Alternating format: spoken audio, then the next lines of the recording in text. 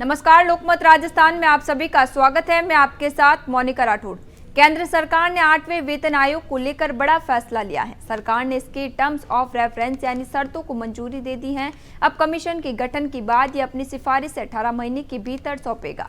इसके बाद 1 जनवरी 2026 से नया वेतनमान लागू हो सकता है। हालांकि पिछले अनुभवों को देखते हुए सिफारिशों को पूरी तरह लागू होने में 2028 तक का समय लग सकता है। इसका मतलब है कि कर्मचारियों को 17 से 18 महीने का एरियर एक मुश्त या किस्तों में मिल सकता है। इस फैसले से देश भर के करीब 50 लाख सरकारी कर्मचारी और 69 लाख पेंशनर्स को बड़ा लाभ मिलने वाला है। केंद्र सरकार के इस कदम से कर्मचारियों में उत्साह है, जबकि जानकारों का मानना है कि इससे बाजार में भी आर्थिक गतिविधियां तेज होगी। आइए देखते हैं हमारी खास रिपोर्ट में। बता दें, केंद्र सरकार ने 8वें वेतन आयोग को लेकर बड़ा फैसला लिया है। सरकार ने इसके टर्म्स ऑफ रेफरेंस यानी शर्तों को मंजूरी दी है। अब आयोग का गठन होने के बाद वह अपनी सिफारिशें 18 महीने के भीतर सरकार को सौंपेगा। इसके बाद 1 जनवरी 2026 से नया वेतनमान लागू हो सकता है। हालांकि पिछले ट्रेंड को देखते हुए सिफारिशों को पूरी तरह लागू होने में 2028 तक का समय लग सकता है। ऐसे में कर्मचारियों को 17 से 18 महीने का एरियर एक मुश्त या किस्तों में मिलने की उम्मीद है। इस फैसले से करीब 50 लाख सरकारी कर्मचारियों और 69 लाख पेंशनर्स को सीधा फायदा होगा।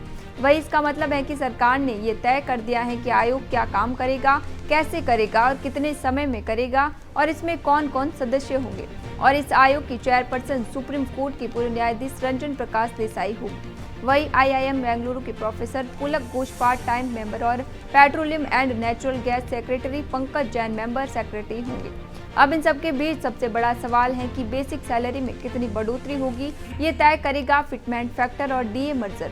7वें वेतन आयोग में फिटमेंट फैक्टर 2.57 था, जबकि 8वें में से घटाकर 2.46 किए जाने की संभावना है। हर वेतन आयोग में DA यानी महंगाई भत्ता 0 से शुरू होता है, क्योंकि नई बेसिक सैलरी में पहले से ही महंगाई को शामिल लिया जाता है।